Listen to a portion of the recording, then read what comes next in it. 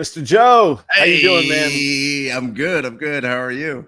I'm good. I was doing some little stretches. I owe you an apology, man. Once I click start, I can't undo it. You were like starting a conversation backstage the second I clicked like roll the thing, and I was like, oh, I just shut Joe off. Like I don't. There's not even a. Well, I think, and I started to laugh because it was just something that we had discussed and then we had forgotten about, which, uh, which happens every so often, especially when It we talk does. about Yeah. the show. We kind of debrief after we do this hour, and then we go, it'd be a good topic, and That's right. then we come up with a topic, and then 5 or 6 days later, we're kind of like, what did we say we were going to do? I can't, I don't. Like a fart in the wind, man. It's there and then it's gone. It's a fleeting dream. So we have discussed doing a different intro to the show. Yeah. And we have now not done it the last 2 weeks. So Yeah. And as I'm going in to press intro, Joe goes, oh yeah, like at the second that I hit it, and I was like, yeah, well, that conversation's gonna wait. That's we're in it now. So what's up, man? You've had a good run here. We're gonna talk about that today, and then I mean, I have a thing. I got my one thing, and it's kind of it has to do with me and you and many people. Father's Day. How was your Father's Day? Oh, cool.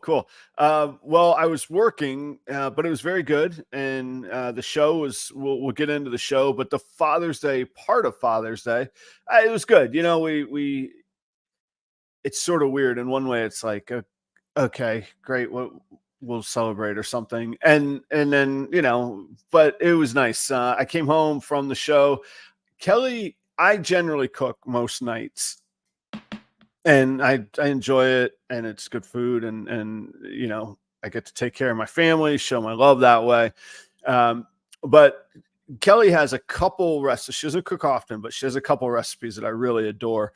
And one of them is her spaghetti red sauce. I would eat it. I would stop cooking. I probably wouldn't. I would die, but I would stop cooking and eat the red sauce spaghetti every night if I could. And when I do, I eat like a pro wrestler. I eat like a pound and a half of this stuff. Like it's so good. It holds in the freezer, So unbeknownst to me, she had cooked red sauce. So that was waiting on the stove when I got home, and just had a little red wine, red sauce, and enjoyed the evening with the family. You said you used the word adore, which was really to describe Kelly's cooking. Do you mean like, oh, that's cute? No, I mean it in the most literal way of like adore. I really love these recipes. Yeah. There's hard to stack up your own. Like if you've been a professional in that industry, so it must be difficult to be like, I'm gonna cook, tonight and live with you. Yeah, but then there's nights where I'm like, I'm excited. I just don't have to cook. I don't. It's poof. It's gonna be on the table, and that's wonderful. But no, so like I'm pretty good in my lane of a cook on certain things. Yeah. But like home style, mama's passed down recipes. Yeah. I can't do, like, there's magic in there and that's why they're home style. That's why they're mom's magic recipes, and her red sauce is one of them. They're filled with hugs and kisses. I mean, that's really the secret ingredient. Hugs and kisses. Ideally. Yeah. In the right. Yeah. So, but no, in all seriousness, there are very few things that I enjoy eating more than that recipe of red sauce pasta. And there's a little bit of beef, there's a little bit of pork. You get nice. It's a nice mix, man. It's not just straight bolognese. I'm really I love it, man. So I didn't realize. So this was my experience of Father's Day. I didn't realize you know, like Mother's Day is like brunch day. It's like everybody's filled for brunch, you know. So you got, Yeah. if you want to go somewhere, you got to do it like a few months out and make a reservation and all that stuff. Right. I didn't think brunch was a thing for Father's Day. Yeah. I didn't know that was a thing. Is that a thing? Is that something that you noticed in when you were working, that there would be like brunch for Father's Day? No, here's the dirty secret of Father's Day. Nobody does anything for the dads in a restaurant. We would put on we'd put on these killer events, man. I remember we would do like a steaks, cigars, and Syrah event. Like we'd get these just tomahawk, but you know, we'd actually like cook on the patio in front of the dads. They could Yeah. have cigars, we'd have the whiskey, you play your nine, like we even included 9 holes of golf. Nothing. Nobody does anything for dads. Like, and you have to advertise something. So like, then it became like, all right, we'll do a chicken wing night because that's the easiest, lowest overhead investment we can make. Nobody does anything for the, like, we're going to lose money on the dad events is what happens. And it's terrible, but yeah, nobody came out, man. Did Yeah, you do brunch? so I didn't make any plans, or we didn't make any plans because we didn't think it would be that difficult to go somewhere and to get some breakfast. So Were you we not just able to get into brunch? no, we weren't. Oh my gosh. Every place was packed and full, and we finally Really? ended up at our like local brewery, which was having a um like a dad's thing where it was like they smoked, I don't know, barbecue or whatever. I didn't Sure. get it, but I just didn't want it. But Yeah.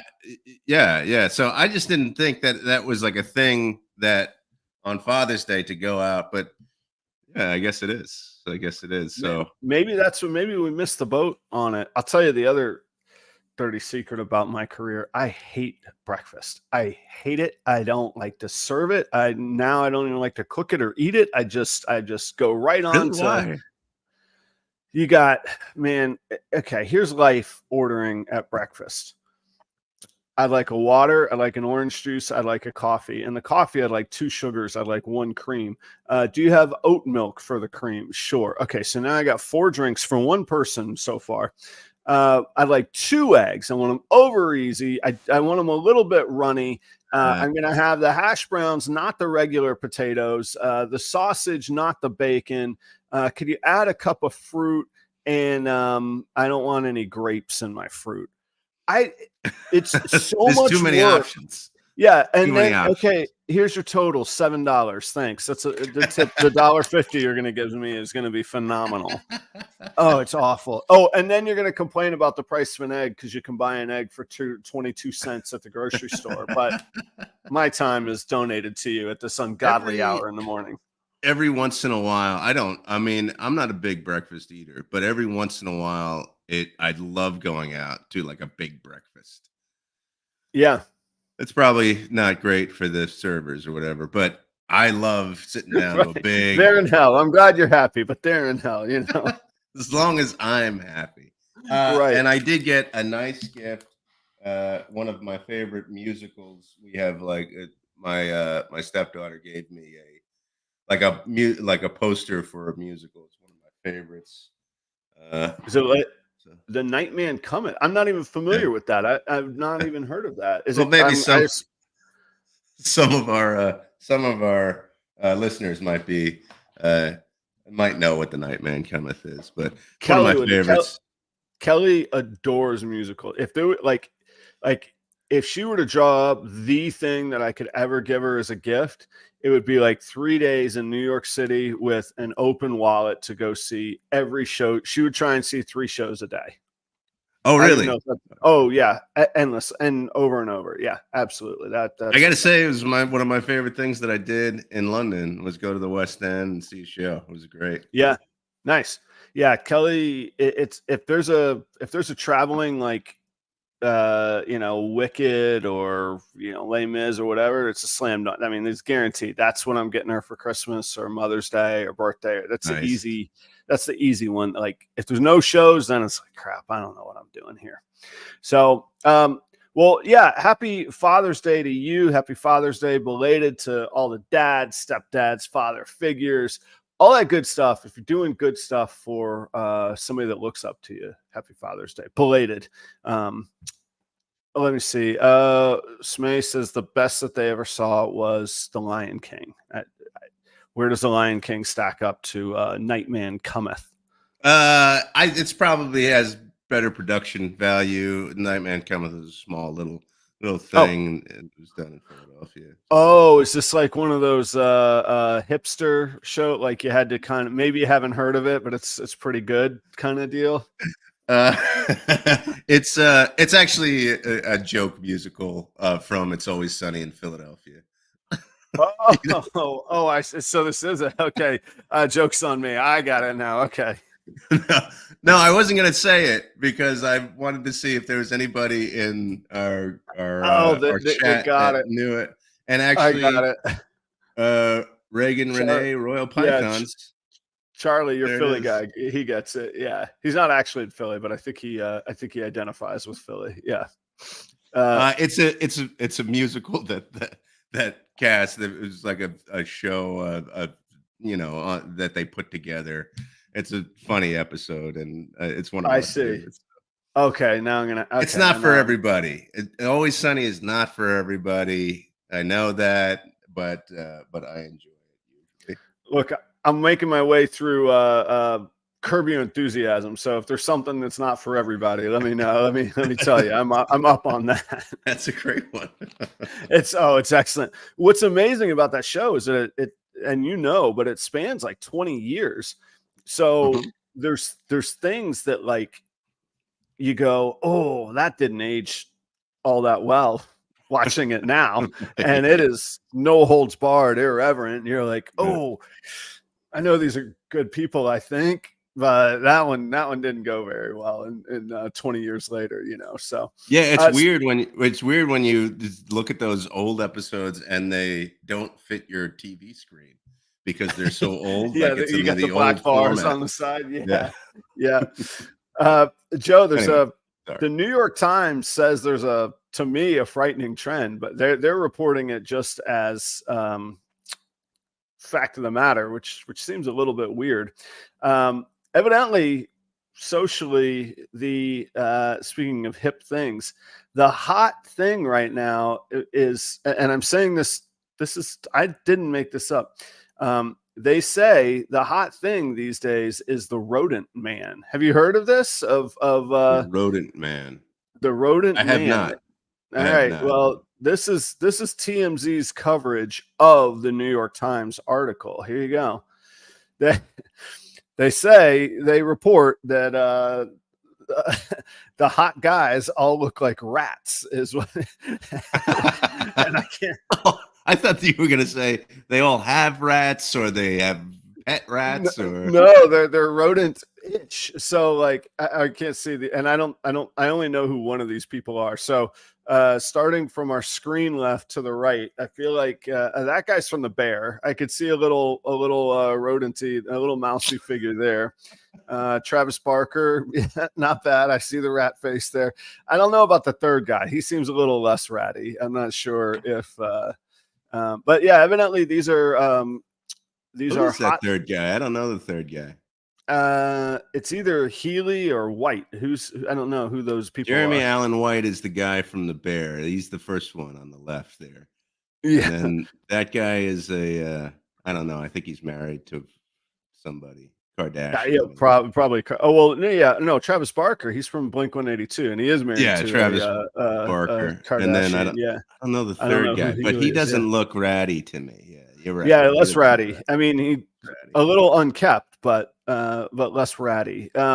So here's from the actual New York Times article. And these two on top, like when I open my rodent bins, those are absolutely a couple of the looks that I get. I can't believe they're doing this to these guys, though. That's really strange. Yes. And now, like, look at like. I mean, some of it is just like the expressions that they have in these pictures, though, right? I mean, yes. Or is it like the squinty eyes, or like what would quantify the like the narrow face with the pointy nose? Am I a rodent? Like, and now I'm like, uh-oh, like, what if I slap my picture in the bottom right quadrant? Like, am I gonna fit that? I don't know. I mean, I don't think so. I mean, that guy, the second guy, is right out of Ratatouille. I mean, Oh yeah, he dude. can Yeah, do put the a little live chef coat action. on him. Right. Yeah, Yes, he's flinging totally pasta. believable. Yeah. That's Well, yeah, I didn't make this up. I mean, I'm not advocating for this treatment of people in general, but yeah, I mean, that's all these guys are doing just fine. They're doing just fine. matter of fact, yeah, you're right. They can handle our they can handle our little opinions just fine. But yeah, so I don't know. Maybe that's what I need to become a little more rodenty, and I'll be the hot, I'll be the hot guy on the circuit, man. I don't know how to do this though. Like, yeah, I mean, that's like maybe I think it's to make some maybe faces. Squinty eyes. Yeah, that might be good. Yeah. Get my nose. You're getting there. Oh, there we go. Yeah, I'm working on it. All right, enough of that garbage. Okay. Those were the things that you had to know this week. As a follow-up, I have not heard any updates to the Nathan's hot dog Joey Chestnut beef at the moment. We got 2 weeks. We still got 2 weeks to sort this out. I think it's gonna. And your take is that he's gonna show up there. Yeah, come out to just everybody gets. American. Yeah, if he comes out, everybody gets paid. Joey makes money because he's going to get an extra payday. Nathan's is happy from all the press. Impossible Meats gets their payday because they've become the interloper, the intruder on the scene. When everybody gets paid, deals get done, man. All right, we'll see. Yeah. That's what I think. We'll have your weekly update until then. Yeah, that's right. It will be the follow-up on, July 4th is a Thursday morning, man. We're going to have to, I think we could sneak it in that morning, right? Yeah. That'll be fun. The festivities don't start till that evening. We got to say good morning to our good friends at Husbandry Pro. I believe that's Robert, who's the founder and the developer I've been working with on the website. I think we've got a meeting after lunch today, but he had mentioned in passing that maybe we could announce that the website will be live in a very short amount of time. So we have a meeting this afternoon, and there's all So this is not an announcement.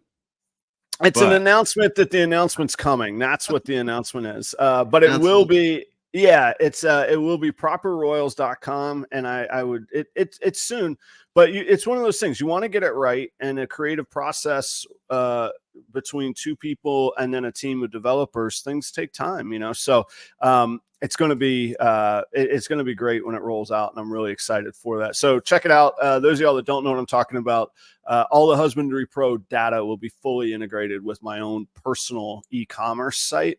So I'm really excited because if you go to like Morph Market, sure, you might sign into my Morph Market, but then you get distracted by the 99,000 other ball pythons that other people are selling. You don't want that. If I get you to properroyals.com, what? You're getting the best of the best. And you're only in my shop. There's nowhere else to go from there. From the best.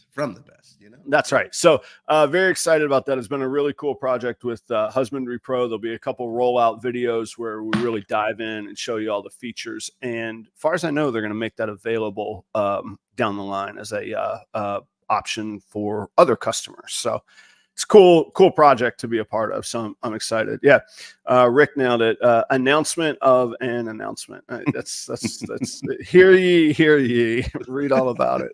That's right. Hey, we got a little traction on Ball Python International Appreciation Day last week, didn't we? It's today. Happy Ball Python International Ball Python Appreciation Day. Everybody's welcome. All the software company, all the show promoters, all the other reptile industry people that we're supporting, you're all welcome. Happy International Ball Python Appreciation Day, Joe. Same to you, and we've come so far, and that's true. The struggles. It's been. Hey, So let me ask you this: Yes. when there is like a holiday like July 4th, and I mean, like snakes don't know it. So No, they don't. do you do you do you take it easy on those days, or is it just like any other day? It's mostly like any other day. I can plan for about a 4-day stretch of doing nothing with the Yeah, snakes at any yeah, given time. It takes a day or two of extra prep to do. So like if we were going up to a lake for the 4th and going to be there for 3-4 days, yeah, I just set them up and they'd be fine. No problem. all right, Um, cool. with very little help, I can have them set up on their own for about 10 days. Now, it's a heck of a lot of work ahead of time, and it's a terrible welcome home because it's filthy. But you can, as long as they have fresh water and you set them up on a. See, I don't use, to get really nerdy, the substrate I use is I only use paper towels. I clean it, throw it out, but it's because I'm in the room, 40 hours a week. If I go out of town, you would set up either cocoa or mulch substrate. But when you get home, it's all full of, you got What's to get that? rid of the whole thing. What's the word that you're using? What is that? Substrate, what they lay on Oh, the okay. mulch or the bottom of the bin. I don't And know if that's my ignorance of snake taking care of snakes, or if it's just my ignorance of vocabulary. I'm gonna put it in the snake part. You're pretty good on Oh, okay. vocab. Like, All yeah, right, you all throw around some good words. So but so I can set that up. It like I say, it's a lot of work ahead of time. It can be expensive. All those, 200 snakes worth of cocoa block gets a little steep as well. So I can set it all up. But yeah, 4 days is a no brainer. Get in, get out of town, come back home, yeah. and get back to But work. that's a Is tough kind of the thing. sweet spot. You come home to like a cleanup job. Yeah. Uh, that like to me when I go away, what I like is like I actually like to clean the house before I leave, so that when I Hmm. come home, I don't feel as though I can. But that's not a possibility here, huh? No, it's like we talked about when you go back to work. You're gonna have an email inbox. You've either been checking Oh, your email the whole time, which takes away from your vacation, yes, or you're gonna come back to 88 emails that you're in the weeds on for 4 or 5 days or whatever, or 2 or yeah, 3 yeah, days, whatever. So yeah. we all deal with it. I'm just preaching. We all have our own, That's right. That's things right. that Yeah. way. So I um, got but yeah, so as far as holidays, no, I can, like, if I know I'm gonna do, like, if I'm like, no, I'm not doing anything tomorrow, I can do a little extra work one day or change an extra batch of tubs so that I don't have to do it the next day. got you. Got you. So, You know, and same with yeah. Go ahead. the same with the rodents. They have hoppers and plumbing system, food hoppers and plumbing systems, so you can top up the food a little bit higher, change the water a day earlier, kind of deal. They could be a little self sufficient. Right. Yeah. Yeah. We've got a few sponsors that we should talk about as well. Who's We should. They take yeah. good care of the show, and there's some pretty useful stuff.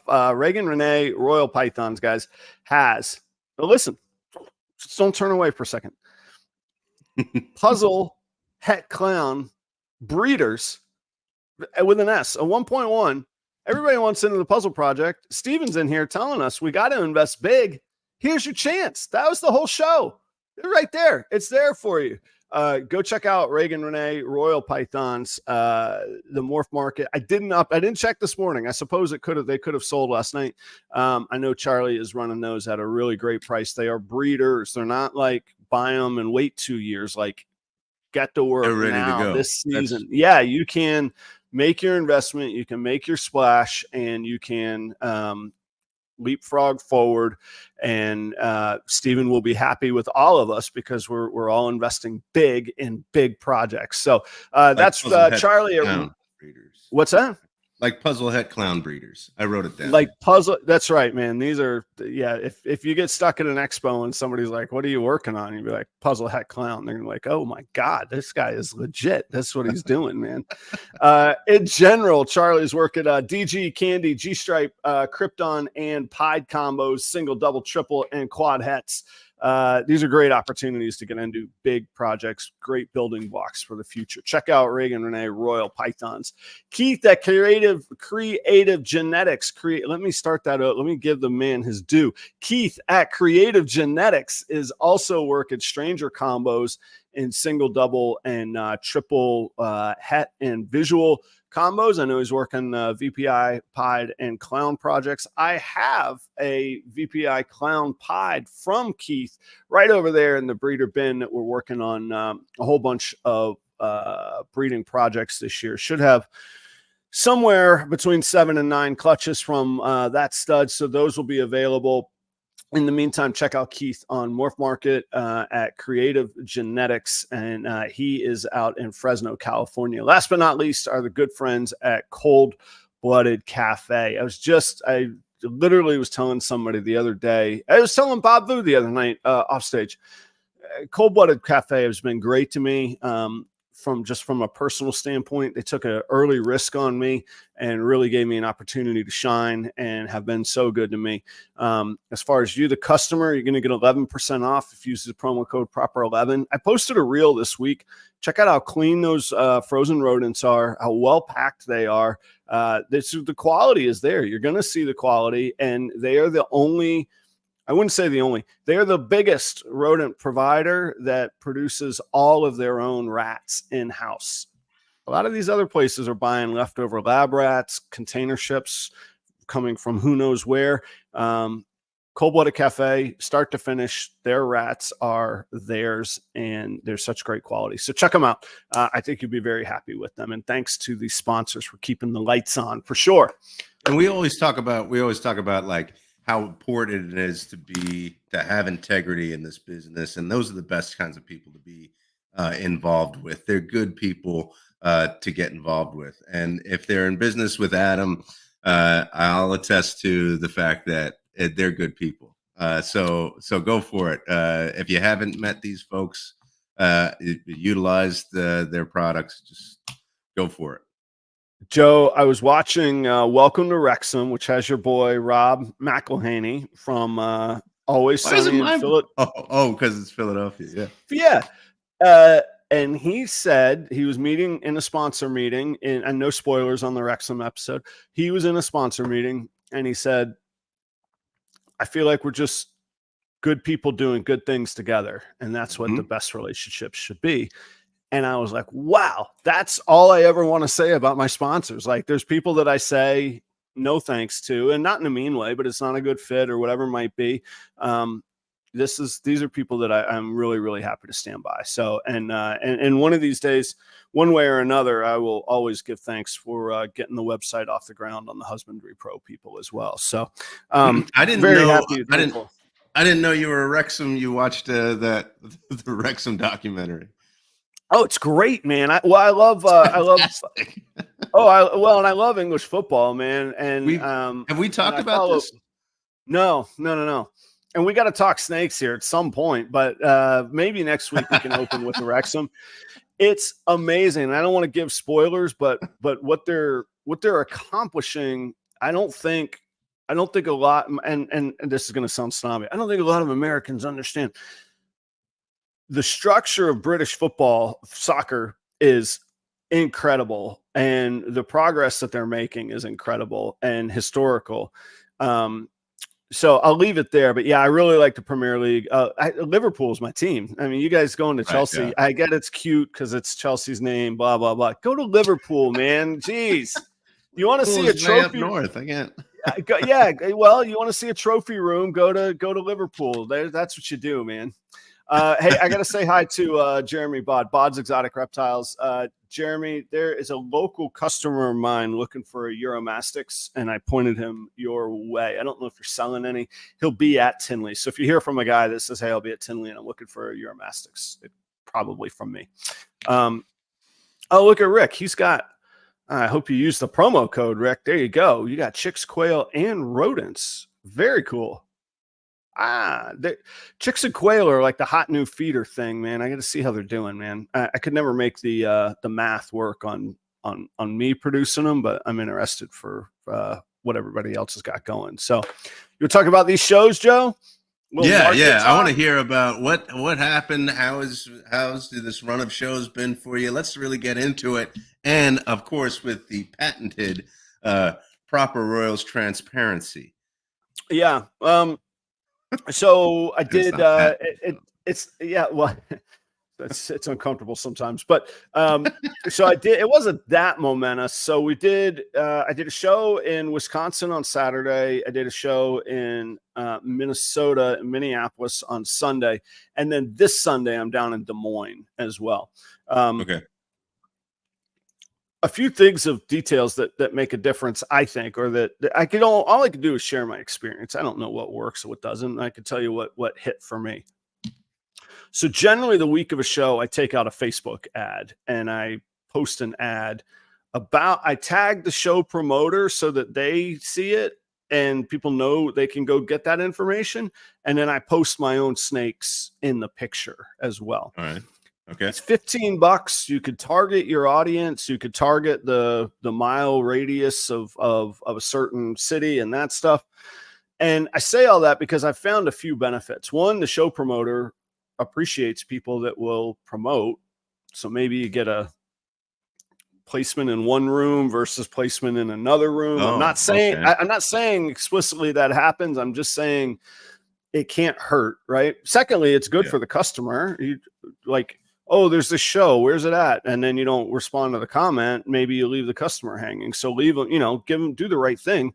So I do that. And so I actually did 2 promos this week or paid ads because they're such different markets. So I did one in Wisconsin, one in Minneapolis area. Friday, from that advertisement, I sold a snake out of the gate before we even started. They saw the picture. They said, I want that one. Okay, cool. I'll pick it up Sunday. Boom. Here's your money. Pick it up. Great. That was here in Minneapolis. Wisconsin, it was in a town called where was it? It was in La Crosse. That's a border town of Minnesota and Wisconsin. Not that great for me. I think Rick says he does really, really well in La Crosse and Rothschild. Rick sells crested geckos and stuff for the geckos, so the food, some wood kind of cork bark kind of stuff. And Rick and I vend next to each other at a lot of these shows. So I think he does pretty well in Wisconsin. I have a tough time getting traction in Wisconsin. I tell people some days you feel like it's a day at the office, and other days you're like, yeah, this is the life that I chose, baby. This is where it's at. Wisconsin was today at the office. So, so Rick says it was better than average for him.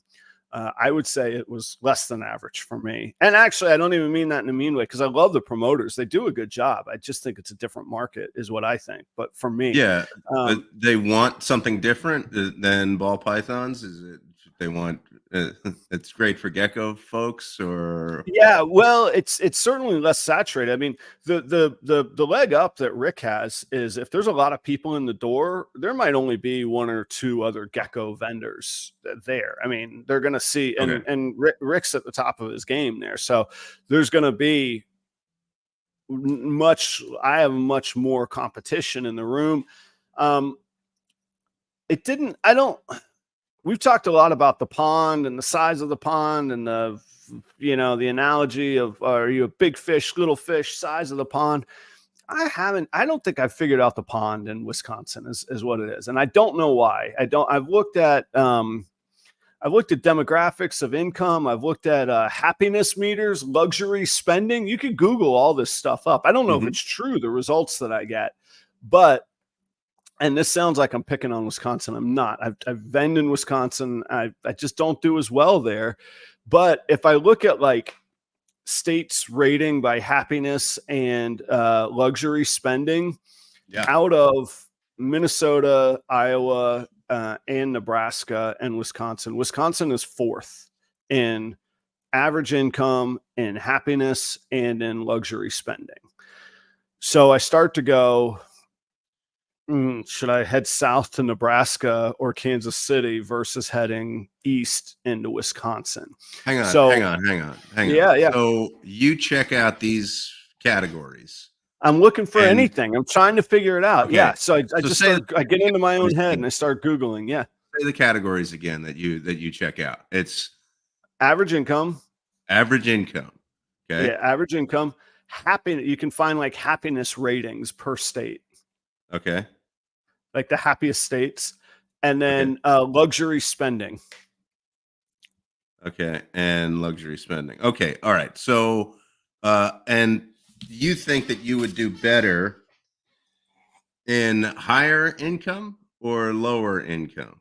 In higher income, extra spending money, they're and apt to buy luxury items. And then Okay. I don't know. I don't know if do unhappy people buy ball python. I don't know. I like the idea of happy people buying ball python. I figure if you're happy, you have less stress in your life, and you have more opportunity to take good care of a ball python. I'm Yeah. not trying, and I'm I not like that painting though. like my ratings in Wisconsin are going way. People are like, yeah, no wonder nobody buys from you in Wisconsin. You talk this way. This is totally just me looking at trying to make decisions on where to apply my Yeah, effort. that's all. And So I just find this interesting that this is those are the categories that you look at and kind of you yeah, kind of gauge. Okay, and I haven't. and There's no statistical like this is a clear cut example of correlation might not equal causation. I'm not saying they're related. I don't know. It just is what yeah, but it's it's a dots that part I of see. figuring out the market, which is great. I think it's good. I think Yeah. I just wonder. Yeah, so the way that you're wondering as well. What would be the correlations there?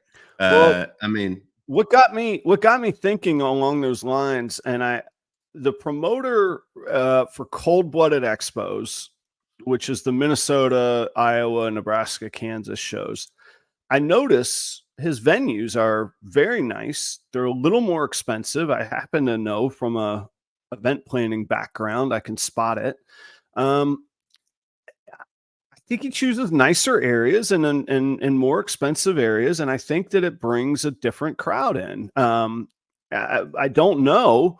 Yeah, Adrian brings up a good point. You know, these shows in Wisconsin, there's you got to go all the way over to to a Great Lake. You got to go all the way over to like Milwaukee to get a real metro area in Wisconsin is the thing. And Madison is over on that side of the state. So Western Wisconsin is a little more sparse. And to his point, there's no major highway. Even into Green Bay, there's not a major highway. So mhm. it's good, good point there. And that's a good way to distill it down as well. Minnesota, on the other hand, Minneapolis, 3 million, 4 million people in the metro area. It could just be just a factor of that, of like, hey, there's a The hell of a volume of lot more people. people. Yeah, Yeah, we're just going to get a higher volume. And honestly, there's not that many more the number of vendors is about the same. So if there's X vendors in both places and we're bringing 3X through the door in one of them, maybe I'm just doing better because of that. I don't know. right. Yeah, yeah, yeah. And it's not like yeah. So so I wonder. So let me ask you this: would you say that the majority of people who own ball pythons or reptiles, and I know, that's a vast group, it's a broad group. Sure. Would you say that they're more rural people, or would you say that they're more city people? Would you say that, or is there not a distinction? I've never felt a distinction.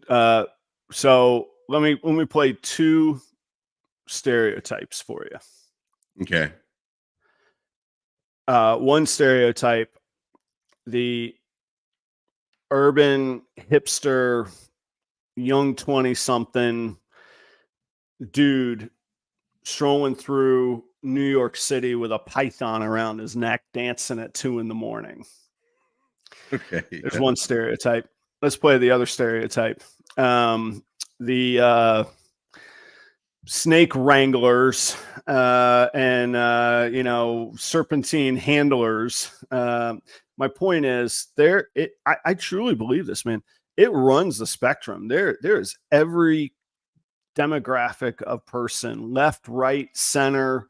You pick your metric, and I'll point out people at both ends of it, like that, in every room. I'm talking politics, sexuality, identity, style, age. I got customers from I sold a ball python to a guy that's 74. He's just getting into it.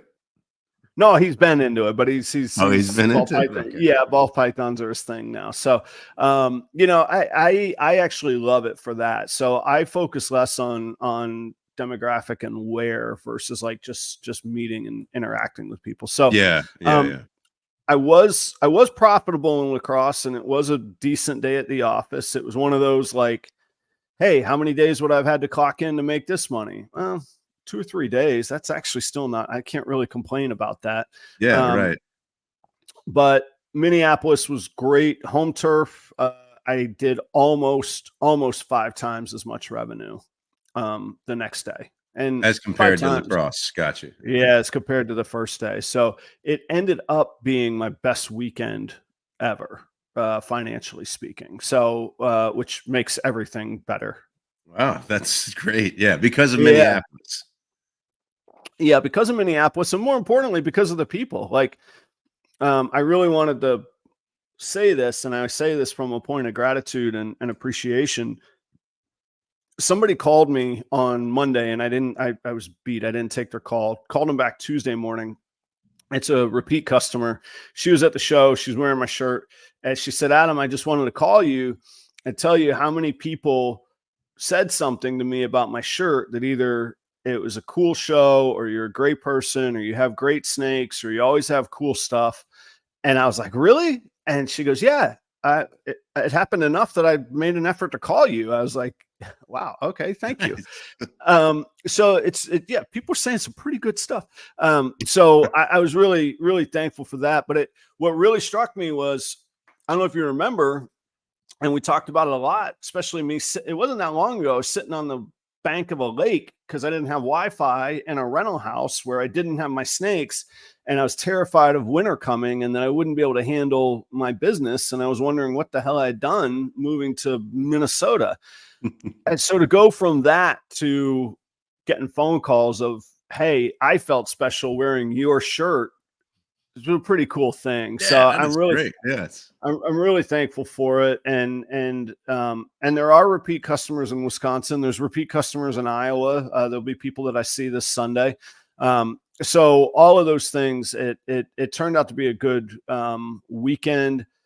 From a market standpoint, people are buying. There was action in the room. I know, and I won't call out people. There was somebody in the chat that was vending, and it was their first time. They had come up to Minneapolis because they had heard that I said it was such a good show.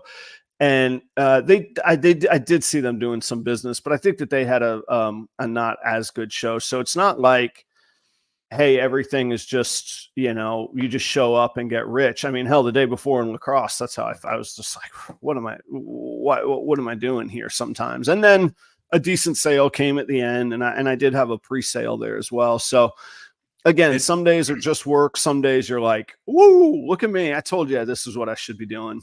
It makes you wonder that you can't gauge the kind of success that you're going to have at a show just based on going once. You can't. And K&D just brought up a good point. I put a lot of work into building a name in Minnesota. I deliver in the Twin Cities. I really cater to it. I advertise every week in the Twin Cities. The majority of my shows that I do are in state. So yeah, you do put in the time, and you're right. There's been, to your point, Joe, there's been plenty of places where I didn't make a penny the first show that I did there, and then they've become good shows. But then there's other ones like Des Moines. I never get rich in Des Moines, but I always have it. I've never had a bad show in Des Moines, and I've never actually even advertised in Des Moines. If I'm going to advertise, today's the day, and I should. It's $15. Why wouldn't I? But I still wrestle with like, do I need to put that effort in today? And I should, but I always do well in Des Moines. And that's probably I probably just cursed myself. Next week, I'm going to be like, yeah, Des Moines. Well, that bottom fell out. I stopped working it, so I'm all right. Now I'm going to do it. Now I'm going to post an ad. You have to. Sure. I was going to say that because I mean, just simply based on the one that you did last week, was it for La Crosse? It was for La Crosse, or was it for Minneapolis? The one that they bought from it. Yeah. No, I did both. I posted one for each metro area focus with, I think 4 out of the 5 same snakes. I think the second one I posted, I was like, ooh, that's the picture I should use. So I think I always put 5 pictures. But I think I changed one out, but I don't attribute any difference in outcome to the one different snake that I posted. Okay, gotcha. So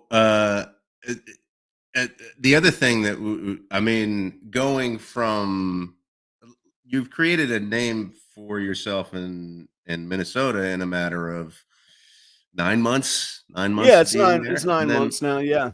So when you travel like 8 hours to a show and then come back, is that are you an established name in Kansas City or something like that, or is it more difficult for you to vend there than the foothold that you've created for yourself in Minnesota? It's definitely more difficult, and the drive, the hotel, the wear and tear on me, those are long days. Time away from the shop and home here, those are long days. Sometimes they really hit, but generally it's the hometown kind of where I think where people have seen me. So there's two promoters that do shows in Minneapolis, what I would say in the cities area. And that's like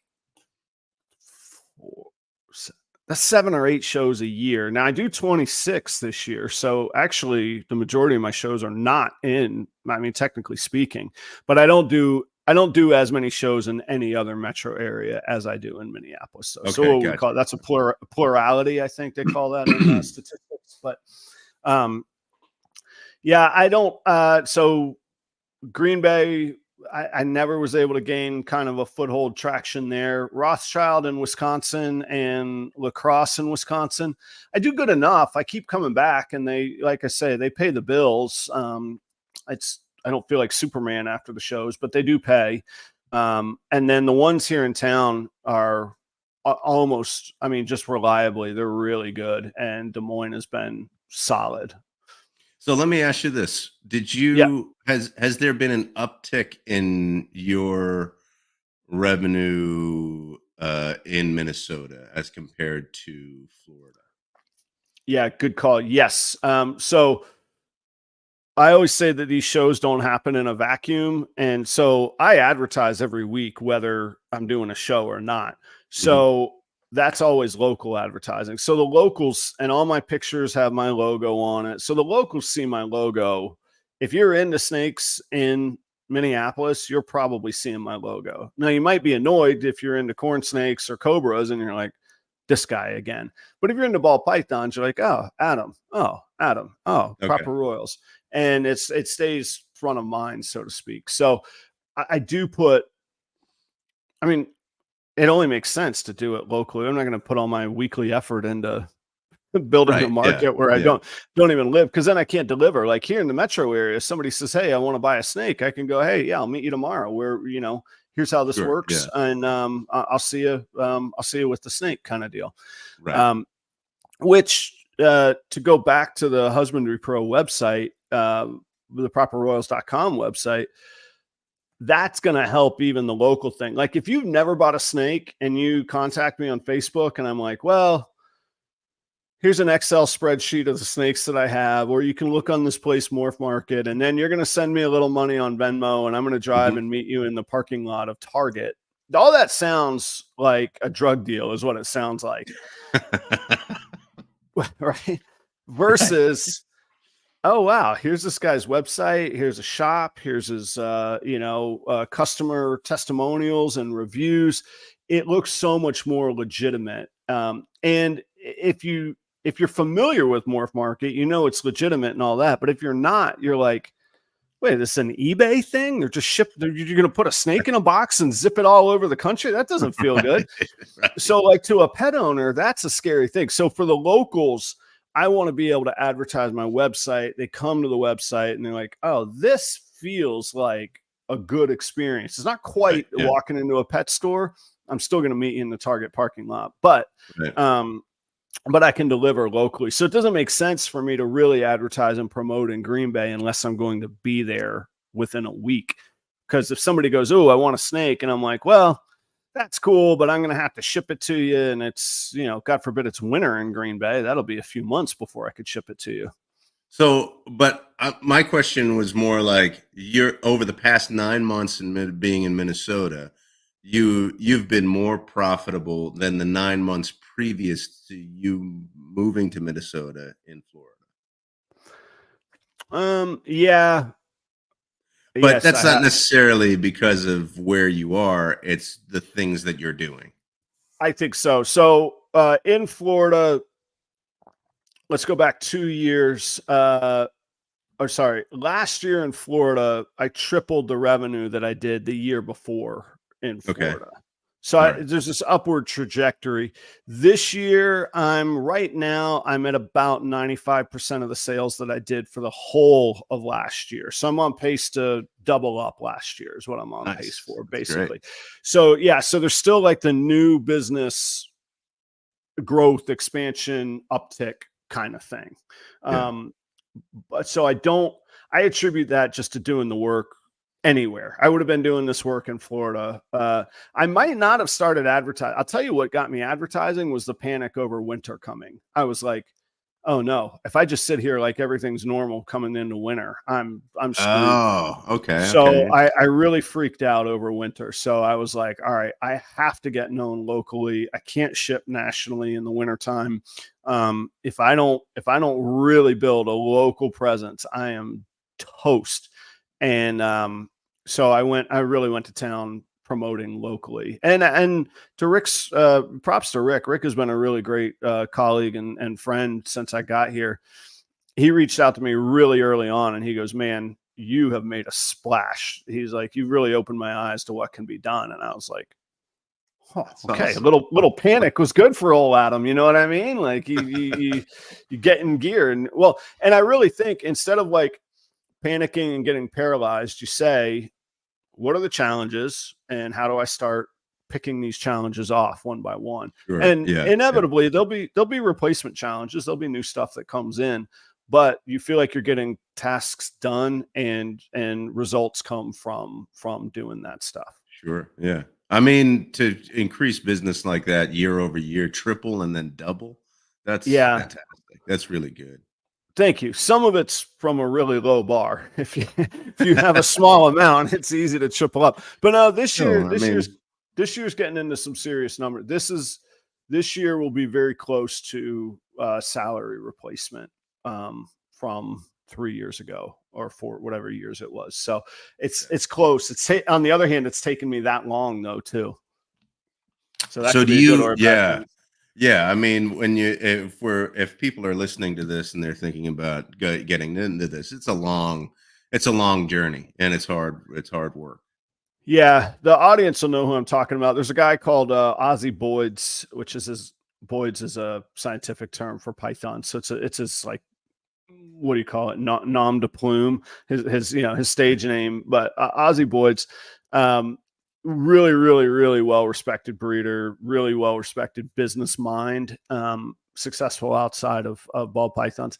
Even he said it took him 5 years before he quit his day job. So that was always sort of my thing of like, can I beat Ozzy to that line and be successful. Anybody can quit their day job, but are you going to go homeless and hungry? Like, can I quit and sustain and be successful? So that was always sort of my own benchmark of like, all right, let me see if I can get that accomplished. So I've got technically, I really put myself at like the start of 2021 when I really kind of got serious about things, but truthfully, it was mid 2020. So summer this time next year, we'll see how comfortable I think I am or what grade I've given myself. The jury's still out right now, but this past weekend was a good omen. Now, the other thing I've noticed about these entrepreneurial things is like you go from these high highs feeling like, hell yes, I've got this, to these lows where you're like, what have I done? I've got snakes, poo, just garbage everywhere, rodents that are a problem, or, so it goes up and down for sure. And do you ever worry about running out of inventory? Yeah. I try and stage certain things for certain shows. So like Minnesota, there's a morph called clowns.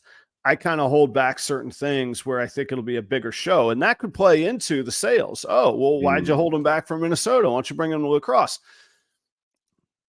Again, this is a little bit of profiling or stereotyping. If I feel like I'll get a higher dollar for an inventory item in another location, why in the world would I bring it to the location I think I'm going to have to negotiate down for, so to speak? Yeah. And the other way that's not necessarily about the people. The other way to look at it is that like Tinley, at Tinley, nobody's going to bring $40 snakes to Tinley. You bring your $4,000 snakes to Tinley. I don't bring my $4,000. Not that I have any right now, but I will. I don't bring the $4,000 snakes to La Crosse. I'm just not. That's not how it's going to work. So I do worry about that, but I do time them as well. So in my mind, getting to July I always said, I just got to make it to July when my hatchlings really start kicking out.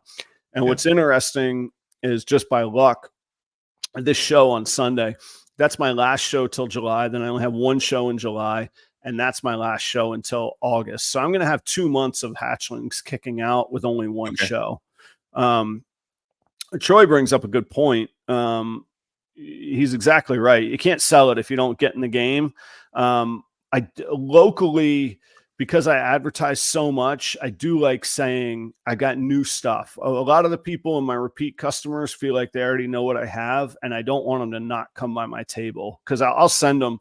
If I put in an advertisement, I always put in the advertisement, message me for a current list of details. So they kind of know what's up. So the local shows, I always try and have something new where I can go, hey, come by the table for these new things. And they'll be like, I wasn't on your list. I'm like, I know, man. And that's sort of how I try and keep up a little bit of interest. But Troy's right. In general, bring what you got, man. Rick, I keep going back to this, but Rick was vending right next to me and in Minneapolis. And he comes over and he's like, man, right out of the gate, these people were so excited. They came up and they're like, look at that thing. That's amazing. He goes, what did you sell? And I go, that was a $40 normal. They were so excited about this. You would have thought it was like a world's first combo. And they were so excited to sell it, to buy a normal. And I get excited selling normals because everybody wholesales them. If I could get $40 retail for one versus $10 wholesale, of course I'm excited, So, I'm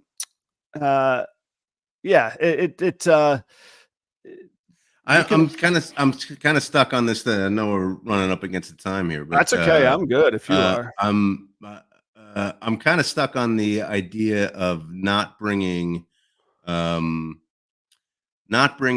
your lower price snakes to places like Tinley, because Tinley, I would think that Tinley not only brings in people who are breeders, experienced, that kind of thing, ready to pay for the big ticket item, but because it's because it's one of the largest, wouldn't it bring in people who are just kind of like, Hey, I'm interested. And wouldn't that kind of push, like seeing these large ticket items, wouldn't that kind of push people to go, oh, hang on, this is too much of an investment to actually get into it right now. Yes and no. Uh, this is a deep question. Um, Tinley Tinley is as much of an industry show. It's more so of an industry show than any other show on the circuit, even more than Daytona. You've been to Daytona. Hmm. Tinley is an industry insiders kind of show. Yes, the public is welcome, and yes, they get tens of thousands of people through the door. Hmm. Um, the problem with the caliber of the people that you're in the room with, for somebody like myself, the only way that I can compete with most of the people in the room is if I just torpedo my prices, which, Okay. to what I was just saying, doesn't make sense. Right. Yeah. If I can get 500 on home turf for X animal, but I have to sell it at 325 in Tinley, Hmm. Tinley's already a fortune. Now it's cost me $175 in unrealized revenue when I get back home. And if Tinley was my only show that I did, or I only did 4 or 5 shows a year, sure, I would. But it's almost like, if I get a gig in a honky tonk, I'm probably not going to play rock and roll in there. Like, it just doesn't fit. And if I do, I can only play, like, Freebird or Wagon Wheel or something. Like, it's a bad analogy, but the point being, I wonder. I just wonder, like, if that's the kind of show it is, that makes sense. But if it's bringing in, do you ever categorize like your display as like these are beginner snakes? yeah, Yeah. So you do that, okay? definitely. Yeah. The other thing to your question you have to remember too is I only have so much square footage of a Sure. Yeah. display, Yeah. and I only have so many slots in my display. So my 3 displays on my tower is exactly 48 animals. So if I have Yeah. 55 in inventory, I have to make choices. Then you start making smart choices. If you have less than 55 in inventory, you just bring everything, kind of deal. Your space is really slick. That's what I thought about it. Like Oh, thank you. it's really like slick. It's really cool looking. It's very attractive. If you when you expand, just I mean, you're a branding guy. Like you're really good about that. But when you expand, one of the things that I didn't find attractive with huge tables was that you could tell like this was like a different style than this table, but it was the same Oh, people yeah. who were You know, vendoring it, and it seemed kind of disjointed. Like when you have multiple tables, yeah, I want that if you consistency expanded that, across. you get that consistency to make it still look that slick, like proper royal stuff. Thank you, man. That came from years of building buffets for brides, for golf tournaments. It's got to look nice. Well, you couldn't have like one chafing dish here and a different, you're not going to have Right. a shiny stainless steel chafing dish here and over here. They could both be nice, but you're not going to have a wood burning charcoal one over here. You're going to have the same theme. So the other thing was, and this is really, I remember a member coming up to me one time and she goes, Adam, it doesn't look bountiful. You have to have bountiful food. And I said, Mrs. So-and-so, we didn't run out of any food. Everybody ate. And she goes, that's not what it's about. It didn't look bountiful. There should have been so much extra. And I'm like, I would be throwing your money in the trash. She just kept saying the word bountiful. It must look bountiful. And I've always taken that to be like, pack more. I would rather have a small, full area than a very big, sparse area because it Oh, doesn't look okay. bountiful. So I like to pack things in. I like to make vertical presentations. I put my t-shirts now in between my displays just so that there's not open areas. Yeah. So it's got to be bountiful. Hey, we got the 30 viewers. Guys, hit the like button if Hey, you're look at that. there and Yes, you've watched please, this please, far. please. You've at least enjoyed a little bit of it. It really does help. It helps with the metrics and all that. Joe, what you got going on this week, man? Take us home. What are you looking forward to? Just relaxing. We get some projects around the house that we got to get to. Yeah, so I'm looking forward to this week. Yep. I'll leave it on a cliffhanger. I was on my roof yesterday, and I have, well, it's a 3-story house, but one of them's underground, so it's a 2-story house, but it's up there. There's a thing called a chimney cap, and in the storm, our chimney cap blew off. And what I didn't, and we don't have a real fireplace, so we have this we have this chimney with an interior capped off cover. Okay. And that started dripping on us when we were watching Wrexham the other night and in one of the storms. And water has been pooling up in this bottom capped off chimney and has rusted through. And I realized that we just have a cesspool of a chimney right now. So I have to get on the roof. Yeah, I'm going to get on the roof and I'm going to replace the chimney cap. So if I don't make it back, it's been a good ride, Joe, and you keep the strength on Thursday mornings. Okay. Well, I gave it a test. So you want yesterday. me to continue this without you? Is that what I you're would saying? want you to go on without me. Absolutely. Much like the bass player from ZZ Top, just find a new guy that you can drop in with a receding hairline and some black t-shirts. You'll be all set. Okay. Okay. All right. This should be easy then. That's right. That got dark. All right. I will hope to be here. Come see me in Des Moines this weekend. If you're out, Cold-Blooded Expos at the Hilton Doubletree, West Des Moines. I'd love to hang out. And I will put an ad up in the Des Moines, marketplace. Look at Sarang, man. What's going on, brother? I hope that you guys are well. Sarang was one of the very cool guys at Extreme Exotics in Jacksonville. And I'll tell you, first, he knows his stuff on animals, but he was always super cool to my boy Charlie. Always made sure to ask how the animals were that Charlie was taking care of. And I always appreciate it. Sarang, thanks very much for stopping in, man. It's really good to see a friendly face this morning. Cheers, man. All right, we are out of here. See you in Des Moines. And Joe, I'll see you next Thursday, brother. Have a great week, everybody. Thanks for stopping by.